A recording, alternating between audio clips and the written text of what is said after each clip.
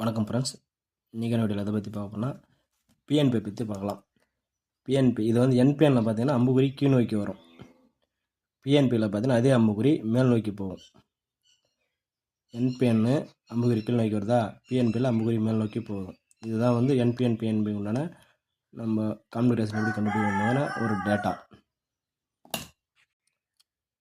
அதேமாதிரி கீழ்ப்பக்கம் இருந்தும் இந்த மாதிரி வரலாம். அம்புக்குறி டிரான்சிஸ்டரில் மேல் பக்கம் இருந்தால் வரலாம். அவங்க சர்க்யூட்டுக்கு ஏற்ற மாதிரி பண்ணியிருப்பாங்க. எனக்கு கீழே வந்தால் தான் அது மேலே வந்தால் தான் அப்படிலாம் நம்ம நினைக்க வேண்டியதில்லை.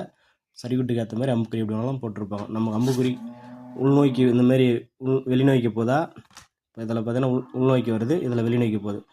அம்புக்குறி வெளிநோக்கி போச்சுன்னா அது என்பிஎன். அது அம்புக்குறி டைரக்ஷன் உள்நோக்கி வந்தால் அது பிஎன்பி. இதுதான் வந்து இந்த டயக்ராம் மூலிமா நம்ம புரிஞ்சிக்க வர்றது.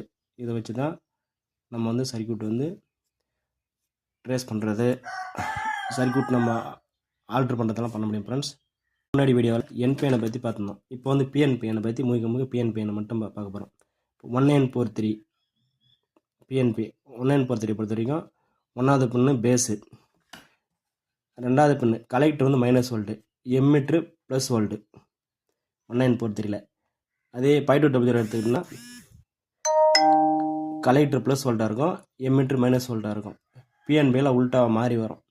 கலெக்டர் -V எம்மிட்ரு +V வரும் பிஎன்பி டிரான்சிஸ்டரில். பிஎன்பியை பொறுத்த வரைக்கும் இதில் இருக்கிற நம்பர் தான் என்பிஎன். பிஎன்பியை பொறுத்த வரைக்கும் இதில் இருக்கிற நம்பர் இல்லை, இன்னும் வேறு நம்பரும் இருக்குது. எந்த நம்பர் எடுத்து நான் உங்களுக்கு சிம்பிளாக பிறகு கொஞ்சம் போட்டிருக்கேன். எந்த நம்பர் எடுத்தினாலும் என்பிஎனுக்கு சொன்ன மெத்தட் தான் என்பிஎன் ஃபுல்லாக. பிஎன்பிஎனை பொறுத்த வரைக்கும் எல்லா நம்பர் பிஎன்பிக்கும் கலெக்டர் -V தான் இருக்கும், எம்மிட்ரு +V தான் கொடுத்துருப்பாங்க. அப்படி கொடுத்தா தான் ஒர்க் ஆகும். இப்போ கலெக்டர் வந்து நம்ம வந்து லைன் கொடுக்குறோன்னா எம்மிட்ரு தான் அவுட் எடுப்பாங்க. இப்போ எம்மிட்டரில் நம்ம வந்து லைன் கொடுக்குறோன்னா கலெக்டர் தான் அவுட்டாக எடுக்க முடியும். பேஸ் தான் வந்து எப்போயுமே இன்புட்டாக கொடுப்பாங்க.